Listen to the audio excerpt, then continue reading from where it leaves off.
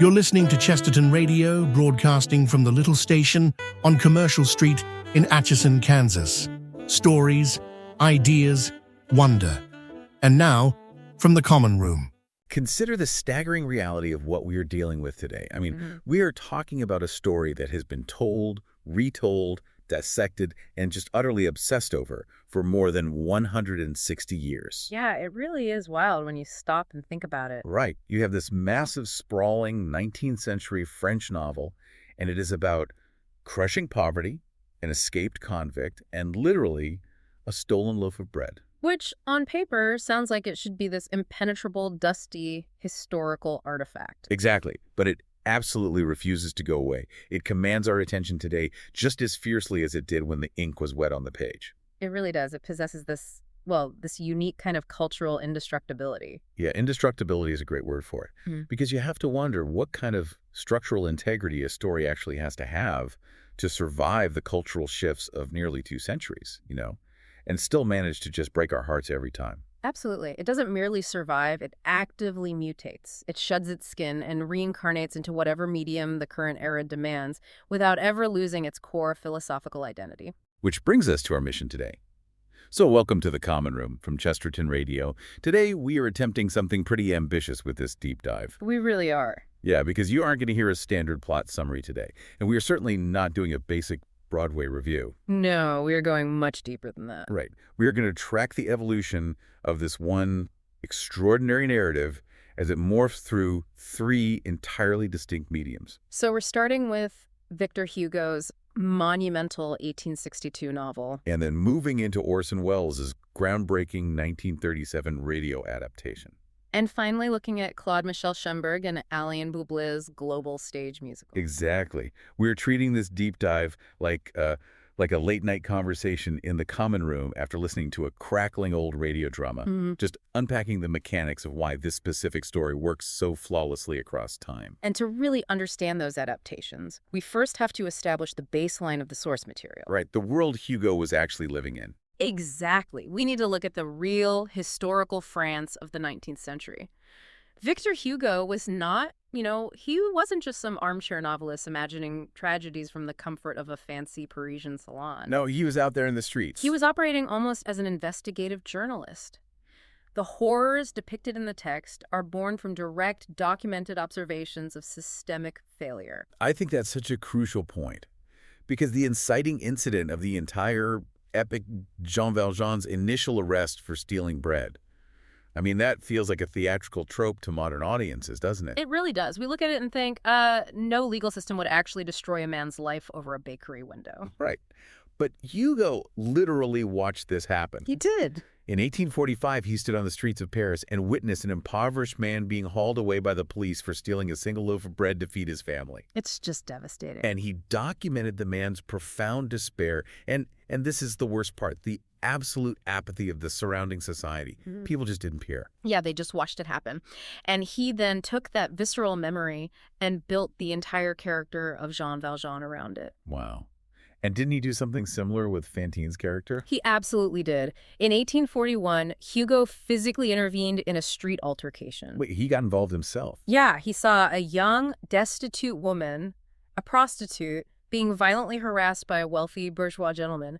And when she finally retaliated, the police arrived and immediately arrested her. Of course they did. Right. And they were preparing to sentence her to 6 months in prison without a trial. Just like that. That is terrifying. It is. So Hugo used his status as a famous public figure to demand her release.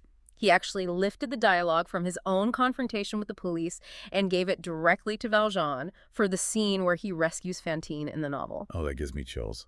So the text has this immense gravity because the foundation is entirely nonfiction. Exactly. It's literary journalism cloaked in a sprawling epic. Well, speaking of that historical foundation, I feel like we have to address the massive elephant in the room regarding the setting. Ah, yes. The barricades. Yes. Because you might assume, the vast majority of the general public, that the barricades and the fighting in this story are about the famous French Revolution. It is easily one of the most pervasive historical misconceptions out there. It really is. I mean, Hollywood has this terrible habit of aesthetically flattening all of French history. If there are muskets, French flags, and angry people in the streets, pop culture just assumes, oh, it's 1789. Right, but the revolution of 1789, the one that overthrew the feudal system, birthed the First Republic, and resulted in the guillotine for King Louis XVI, that happened 43 years before the climax of this story. 43 years. That is a massive gap. It's a completely different era. The events of this narrative actually culminate in the June Rebellion, which is also known as the Paris Uprising of 1832. I think we really need to unpack the mechanics of 1832 because it is wildly different from 1789. It really is. By 1832, France had already cycled through so much. I mean, they went through a republic, the Napoleonic Empire, a restored Bourbon monarchy, and now they were sitting under the, what was it called? The July monarchy? Yes, the July monarchy of King Louis Philippe. Right. So the students and workers manning the barricades in this story, they aren't trying to overthrow an ancient feudal system. No, not at all. They are trying to overthrow a recently installed constitutional monarch who they feel completely betrayed the working class. And you have to look at the socioeconomic conditions in Paris at the time because they were just catastrophic. How bad was it? Well, you had rapid industrialization pulling hundreds of thousands of workers into the city, which created massive, sprawling slums. So huge overcrowding. Massive overcrowding. The economic disparity was staggering.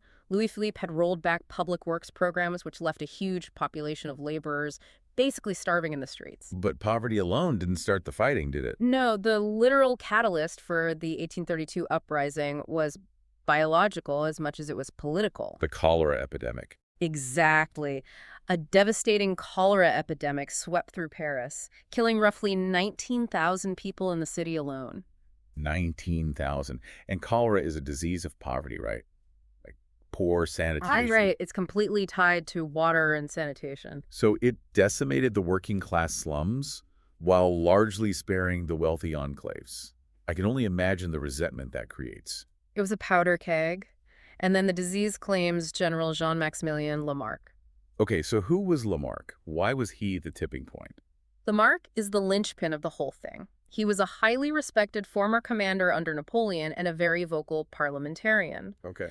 But crucially, he was perceived by the Parisian lower classes as the only person in the government who genuinely cared about their suffering. Oh, wow. So he's their champion. Exactly. So when he died of cholera, the grief was just overwhelming. It was the spark. Yes. The rebellion wasn't this meticulously planned military coup. It erupted spontaneously during his public funeral procession on June 5th, 1832. So the crowd just clashed with the government troops right there at the funeral. Yes, they clashed with government dragoons, and within hours, Paris was completely locked down by barricades. And here's the detail that just completely grounds the novel's realism for me. Victor Hugo was actually caught in the middle of it. He was. He was in the Tuileries Gardens, just writing a play, when he heard the gunfire. And rather than fleeing to safety, his journalistic curiosity just took over. He had to see what was happening. Yeah, he followed the sound of the conflict right into the dense, narrow streets of the La Salle district.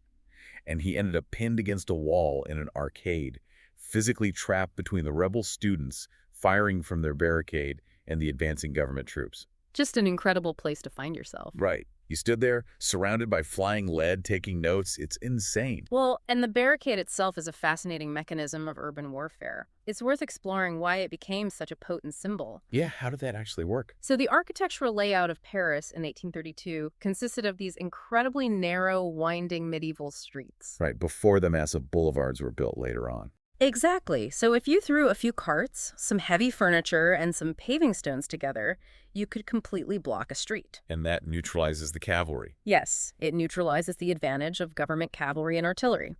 It was a tactic that actually dated back to the 1500s in France, but by the mid-19th century, it had evolved into the ultimate worldwide symbol of working-class defiance. It's brilliant from a tactical standpoint in a medieval city layout. But, and this is the tragic reality of this specific rebellion, it was a total failure. A complete failure. There were perhaps 100,000 people involved in the broader unrest around Lamarck's funeral, but the actual hardcore Republican fighters on the barricades, they numbered only around 3,000. It was a tiny fraction. Yeah, they expected the rest of Paris to rise up with them. They waited for reinforcements, but the general public just stayed behind locked doors. They were completely abandoned. The government forces mobilized roughly 60,000 troops and National Guardsmen. So they were outnumbered 20 to 1. At least. The fighting lasted barely 2 days before it was violently crushed. Just 2 days. Yeah. And Hugo himself recognized the tragedy of it. He later described the uprising in his private diaries as a folly drowned in blood. A folly drowned in blood. That is so haunting. The students we meet in the story are incredibly brave, fighting for a deeply noble cause, but structurally, they are fighting a doomed battle from the very first shot. That historical futility is really the crucible of the novel. But I think this is key. The macro-level political upheaval is really just the stage setting. Right, it's just the backdrop. The philosophical engine of the narrative is entirely micro-level. It's this deeply intimate psychological war between two men, Jean Valjean and Inspector Javert. Yes. And to really understand Valjean, we have to understand the specific mechanics of the 19th century French penal system that created him. We do, because Valjean is introduced as a man who has just served 19 years in the Bang of Toulon. Let's clarify what the Bang actually was, because it wasn't a normal prison. Yeah. No, this wasn't a modern penitentiary where inmates just sit in cells. The Bang was a brutal forced labor chain gang system. Like the old naval galleys. Exactly. It was originally created to replace them. Prisoners were literally chained together, often working in harbors doing backbreaking manual labor under the constant threat of the whip. It sounds like psychological torture. It was designed to physically and psychologically break a human being. And the mathematics of his sentence are horrifying when you break it down. They really are. He received 5 years for breaking the window to steal the bread. 5 years. For a loaf of bread. And the subsequent 14 years were added simply because he kept trying to escape. Right, it just compounded. So he spends 2 decades being treated worse than an animal. But the true cruelty of the system is that when his 19 years are finally up, he isn't actually free. No, and this is the mechanism of the yellow passport, or the livret d'ouvrier, which was a very real internal passport system in France at the time. How did that work? Upon release, a convict was legally mandated to carry this yellow document everywhere. It functioned as an immediate, unavoidable brand. So everyone knew. Everyone. Whenever Valjean entered a new town, he had to present it to the local authorities. When he applied for work, he had to show it to the employer. He just instantly communicated his status as a dangerous ex-convict. Exactly. The system was meticulously designed to prevent rehabilitation. It basically ensured that a former convict could never secure honest work or stable housing. Which inevitably drives them back to crime just for pure survival. Exactly. So you have a man who has been systematically brutalized. He's carrying immense hardened trauma and justifiable rage against a society that destroyed him over a minor infraction. He's basically feral at this point. Yes, feral is the perfect word. He is starving, ostracized, completely feral, and then he crosses paths with the Bishop of Digne. The turning point. This encounter is the fulcrum of the entire epic. The bishop offers him a hot meal, a bed with clean sheets, and most importantly, treats him with genuine human dignity. He treats him like a man, not a number. Exactly. Yet, Valjean's reaction to this kindness is governed entirely by his trauma. His survival instincts just completely override any sense of gratitude. Because why would he trust it? Right. So he wakes up in the middle of the night, steals the bishop's silver plates, and flees. Which is exactly how the punitive legal system expects him to behave. Like an irredeemable criminal. Right. And when the local police apprehend him on the road, they drag him right back to the bishop's residence. The police have the stolen silver. They have the known convict. The legal equation is complete. Yes, the math is done. He is going back to the chain gang for life. But then the bishop orchestrates one of the most shocking subversions of justice in literary history. It really is stunning. He doesn't just decline to press charges. He actively lies to the authorities. He looks at them and says, "No, I gave him the silver." It's incredible. And then he goes even further. He fetches his incredibly valuable silver candlesticks and hands them to Valjean, loudly chastising him in front of the police for forgetting the best part of the gift. The psychological shock of that moment is what completely rewires Valjean's brain. It has to, right? Yeah, because up to that point, Valjean has only understood the universe through the lens of cause and effect, crime, and punishment. That's his whole reality. He expects the galleys because that is the only logic he has ever known. So when he is suddenly struck with grace, this unmerited, illogical, radical act of mercy, it completely shatters his entire paradigm. If it doesn't make sense to him. Right. The bishop tells him, I have purchased your soul. I withdraw it from the spirit of perversity, and I give it to Almighty God. That concept of purchasing a soul is profound. Because the bishop isn't just letting him off the hook. He is imposing a massive moral obligation on him. It's a huge burden, in a way. Yeah.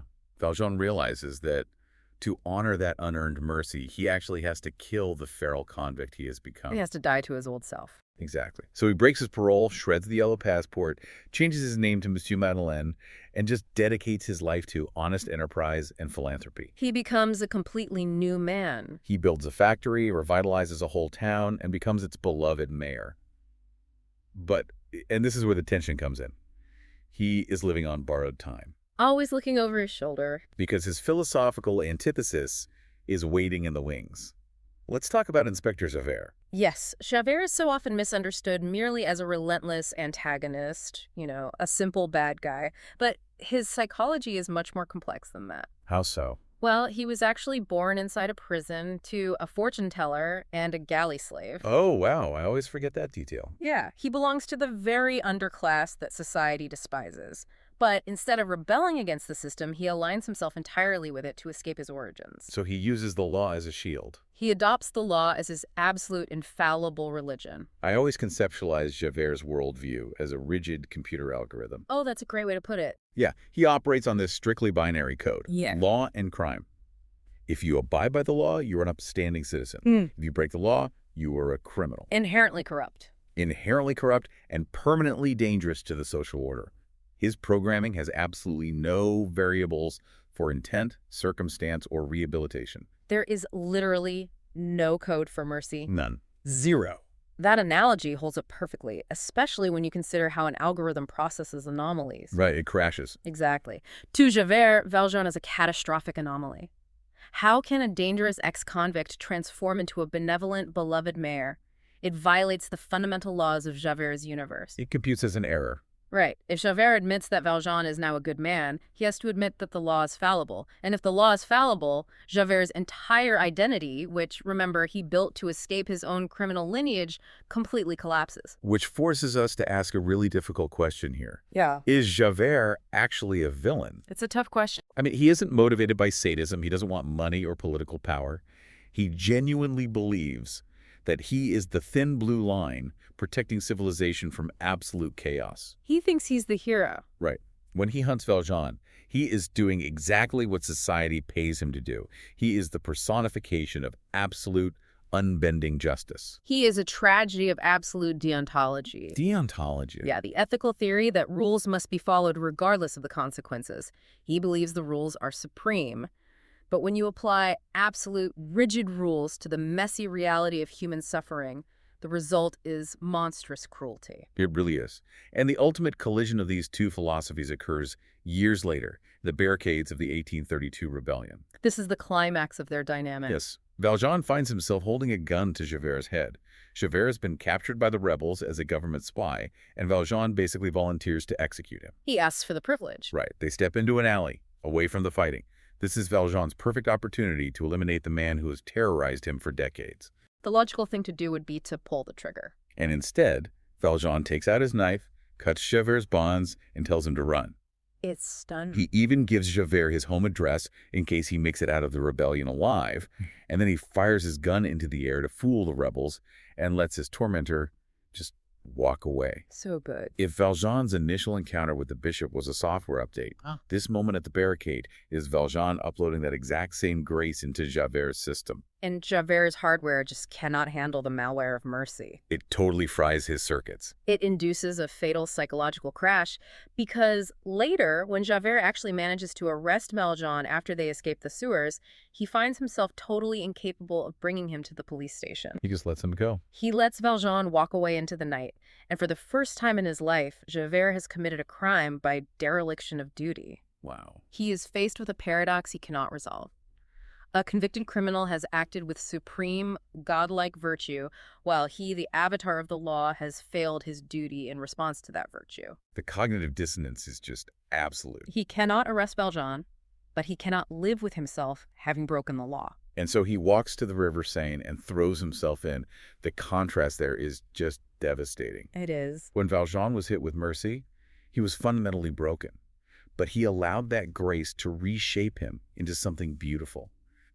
When Javert is hit with mercy, his rigidity prevents him from bending.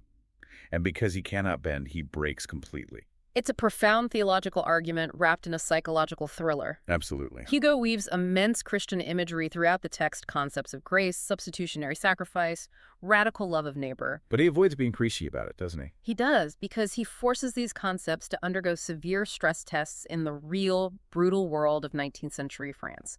He asks whether grace can actually survive in a society engineered for punishment. That philosophical weight is incredibly heavy. So the creative challenge then becomes, how do you take this massive, multi-volume French novel filled with 50-page tangents about the Paris sewer system or the Battle of Waterloo? Oh, so many tangents. Right. How do you take all that and translate it for a 20th century audience without losing that core tension? Well, the answer arrived in 1937, delivered by a 22-year-old audio genius. Let's talk about Orson Welles. Yes, the 1937 Mutual Network radio broadcast. This is incredible stuff. It really is. Before he terrified the entire nation with The War of the Worlds, and way before he revolutionized cinema with Citizen Kane, Orson Welles took on Les Misérables. And he didn't just star in it, right? No, he adapted the novel, he directed the 7-part series, and he starred as Jean Valjean. At 22. At 22. This production essentially birthed the techniques that would make his Mercury Theater on the Air legendary. The technical mechanics of what Welles achieved here are so fascinating. Radio in the 1930s was still really discovering its narrative boundaries. They were still making up the rules. Exactly.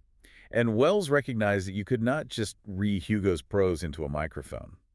The novel is too expansive, too prone to wandering. It would take days. So Welles utilized a brilliant auditory mechanism, the first-person narration. By having Valjean narrate the story using the I voice, Welles compresses hundreds of pages of external context into an intensely personal internal monologue. It shifts the entire genre of the story. It does. In the novel, the narrator is this omniscient sociologist guiding you through history. But in the radio play, the listener is trapped inside Valjean's consciousness. It transforms a sprawling epic into a claustrophobic psychological thriller. And the theater of the mind, as early radio was called, really relies on sensory deprivation. Because you cannot see the vast landscapes or the grand architecture, your brain just hyper-focuses on the intimacy of the human voice. And that intimacy is totally weaponized during the sequence detailing Fantine's suffering. Yes, Alice Frost's performance. It's incredible. Fantine is the factory worker who gets fired when her illegitimate daughter, Cosette, is discovered. And to pay for her daughter's survival, she descends into absolute destitution. Right. Now, in a visual medium, you see the physical degradation. In the novel, Hugo explicitly details her selling her locket, her hair, her front teeth, and finally her body. It's graphic. It is. But Welles, dealing with 1930s radio censorship and the limitations of audio, he has to convey that exact same horror using only sound. And he does it brilliantly. He relies heavily on pacing, silence, and just the phenomenal voice acting of Alice Frost as Fantine. How did they capture that sound technically? Well, the early ribbon microphones allowed actors to get incredibly close to the mic. It's called the proximity effect. Ah, okay. So Frost could drop her voice to this broken, exhausted whisper, and it sounded like she was standing right next to the listener. You don't need to see her lose her teeth. Yeah. You hear the hollow, despairing resignation in her voice as she negotiates away her humanity piece by piece. It's a masterclass in auditory tension. It really is. And then you have the trial sequence. Valjean, living comfortably as the respected Mayor Madeleine, discovers that a mentally challenged vagrant has been falsely identified as Jean Valjean. Right, and he's about to be sent to the Bagne for life. Exactly. Now, Valjean has promised the dying Fantine that he will find and protect Cosette. So if he confesses his true identity to save the innocent man, he destroys his own life, ruins the town he built, and completely abandons Fantine's child. It's an impossible choice. But if he stays silent, an innocent man rots in chains while Valjean lives a lie. And Welles captures that agonizing internal debate flawlessly. He does. On the radio, you hear the sheer panic in his breathing. You hear the frantic rhythm of his thoughts as he tries to justify staying silent. Yes. And then, the climax of that sequence, he bursts into the courtroom. Wells's delivery of the confession is iconic. He says, "There is no Madeleine, there is a robber, there is a brigand, there is a convict. That is Jean Valjean, and I am he." Oh, the silence that follows that line in the broadcast is deafening. It really is. Which brings up an interesting trade-off. When you adapt an epic into a streamlined radio play, you inherently lose the vast historical and political texture that Hugo meticulously built. You lose all those sociological essays. Exactly. But what you gain is this incredibly sharp, localized focus on the battle of wills between Valjean and Javert. And Martin Cable plays Javert in the 1937 broadcast, and his vocal performance is just terrifying. It sounds like an unstoppable mechanized force. Because there are no visual distractions, the listener is locked in a dark room with the hunted and the hunter.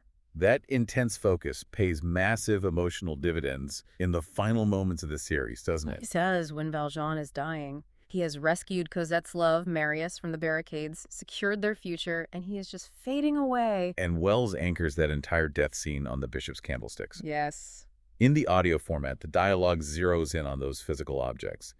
As his voice weakens, Valjean fixates on the silver that bought his soul decades earlier. You don't need a sweeping visual of angels. The audio directs your imagination to the warm, flickering light of those candles, bringing his journey of redemption full circle right in the listener's mind. It's so beautiful. Wells proved that the philosophical core of Les Misérables could function beautifully as an intimate internal experience. They really did. But the next major leap in the story's evolution would push it in the exact opposite direction. Fast forward to the 1980s, and we see this story transformed into an explosion of external global spectacle. Right. We move from the intimacy of the microphone to the massive machinery of the modern stage musical. Claude-Michel Schönberg and Alain Boublil originally conceived the idea as a French concept album, right? Which briefly played as a stage show in a Paris sports arena. Yes, it started quite differently. But it wasn't until they connected with British producer Cameron Mackintosh in 1985 that the trajectory of theatrical history was permanently altered. We really have to look closely at Mackintosh's business and artistic model here, because he didn't just fund a musical. He engineered a global paradigm shift. He totally changed how Broadway works. Exactly. Prior to Mackintosh, a successful Broadway or West End show was largely a localized phenomenon. If it went on tour, the touring company might have smaller sets, a reduced orchestra, or a totally different direction. The quality was highly variable. But Mackintosh introduced the era of the standardized mega musical. It's essentially a franchise model applied to high art. He established a strict technical blueprint. Everything was locked in. Everything. The orchestrations, the lighting cues, the blocking, the iconic turntable stage, the massive barricade structure, it was all codified. He mandated that whether a ticket buyer sat in a theater in London, New York, Tokyo, or Sydney, they would experience the exact same sweeping, operatic scale and emotional weight. He exported a meticulously controlled theatrical experience. But, this spectacle would be absolutely meaningless without the structural architecture of the music itself. Completely. And Schönberg and Boublil made the bold decision to create a sung-through musical. Devoid of spoken dialogue. Right, aligning it closely with the structure of a Baroque opera. And in doing so, the score becomes this incredibly efficient emotional shortcut.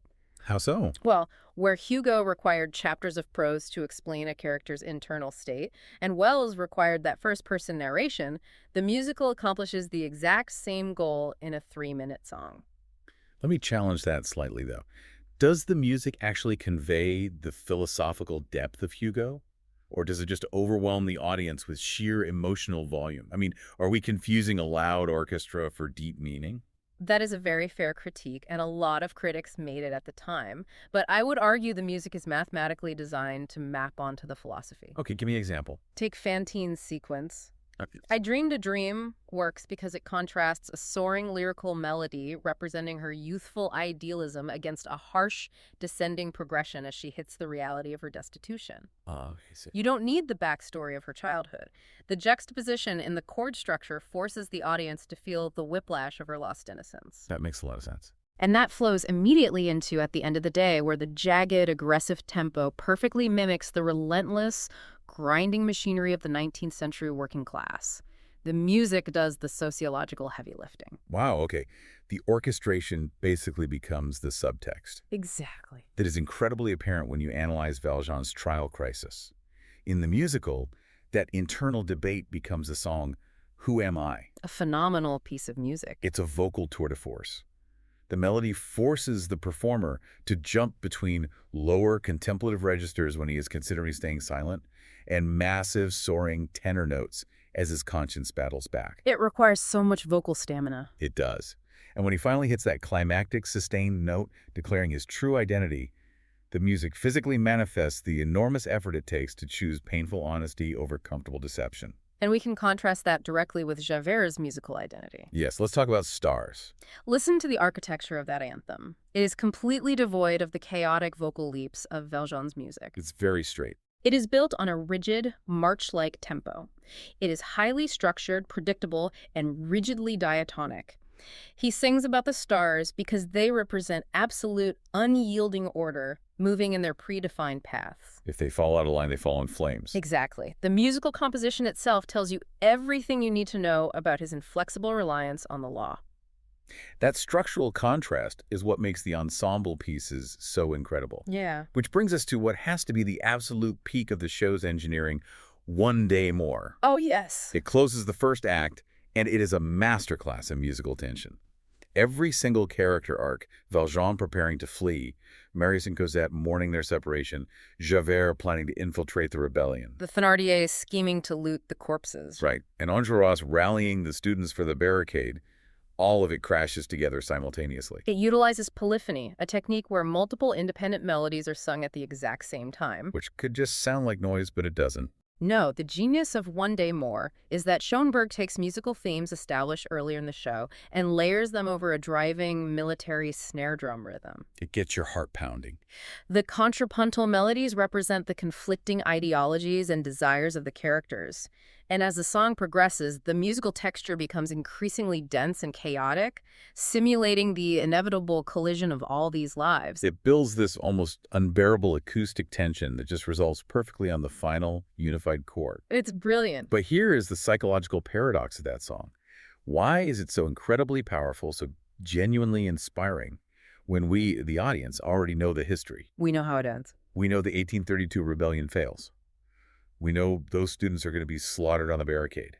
Yet when that ensemble hits the final note, you feel an adrenaline rush of pure hope. Why does the music make us believe in a doomed cause? Because the music in that moment detaches from historical reality and locks into the pure, unbridled anticipation of destiny. Oh, I love that. One Day More isn't about the outcome. It captures the intoxicating, terrifying high of standing on the precipice of tomorrow, fully believing that you can change the world. The swelling major chords just override our cynical knowledge of the history. The music forces us to inhabit the exact emotional state of the students the night before the battle. And that adrenaline is what makes the emotional crash of the second act so much more devastating. The whiplash is real. The barricade falls, the lights shift, and the musical language transitions from defiance to profound grief. You have Marius singing empty chairs at empty tables. This is haunting. The sparse orchestration perfectly captures his survivor's guilt. He is standing in the ruins of the café, surrounded by the ghosts of Enjolras, Gavroche, Eponine, and the others, agonizing over whether their sacrifice meant anything. And that grief is beautifully counterbalanced by Valjean's prayer at the barricade, "Bring him home." That song is so delicate. The melody is incredibly delicate, sung in a high falsetto register that sounds almost fragile. Valjean, a man defined by his immense physical strength throughout the show, is musically reduced to a whisper. He's pleading with God to let Marius live so Cosette can experience the love and normalcy that Valjean never had. It is the ultimate act of parental sacrifice, translated into sound. Which eventually leads to the finale, which serves as both the musical and spiritual resolution of the entire epic. As Valjean passes away. Yes, the orchestration swells, and the stage fills not just with the living, but with the spirits of Fantine, Eponine, and the fallen students at the barricades. The music literally ascends in pitch and volume, creating a sensory representation of the grace he received from the bishop all those years ago, finally carrying him into eternity. When you look at all three of these versions together, Victor Hugo's exhaustive journalistic prose, Orson Welles' intimate claustrophobic radio thriller, and Cameron Mackintosh's massive polyphonic musical wick, you realize they're all just different lenses focusing on the same fundamental questions. Let's tackle those questions directly, actually. First, the question of modern relevance. We are talking about a highly specific socio-political environment from nearly 2 centuries ago. Why does a 21st century audience in Tokyo or New York or Sydney care so deeply about a French convict and a failed student uprising? Because the mechanisms of marginalization haven't disappeared, they have simply evolved. Right.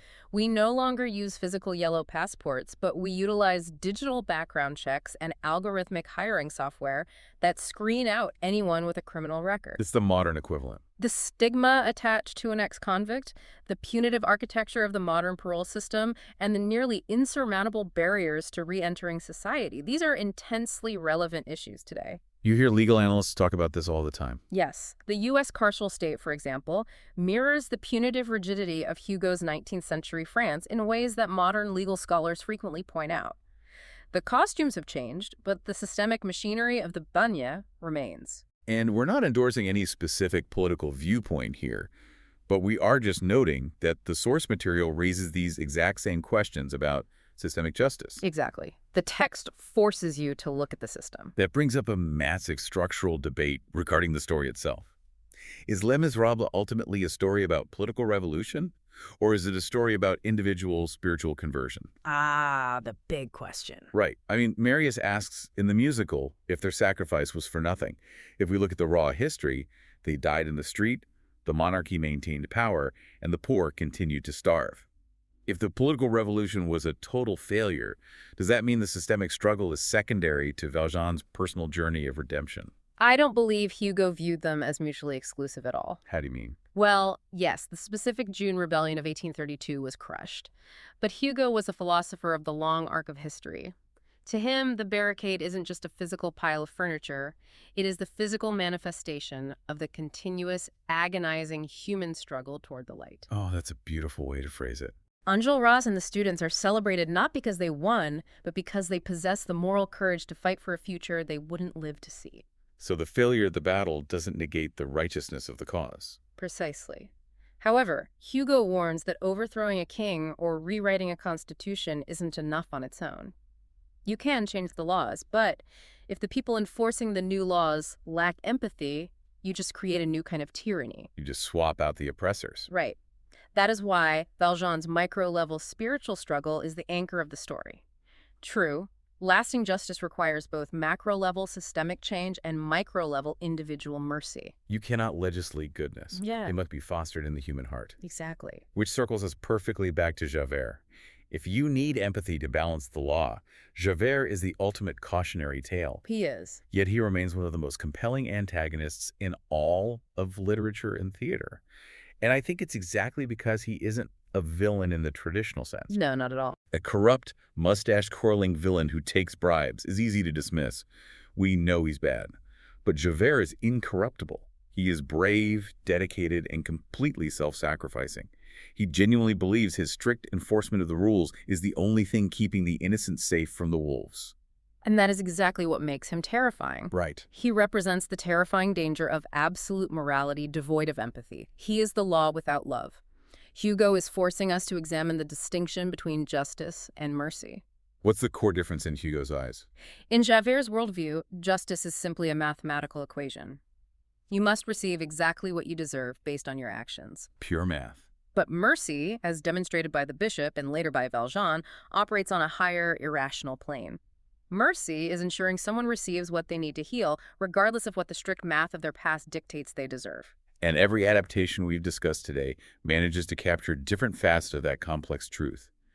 The original novel grounds you in the exhaustive, inescapable socio-political reality of that mass. It gives you the foundation. The 1937 radio play forces you into the dark, claustrophobic anxiety of a conscience, trying to choose between the law and love. And the modern musical amplifies the emotional resonance of that choice until it basically vibrates in your chest. It proves that a truly profound narrative doesn't belong to a single medium.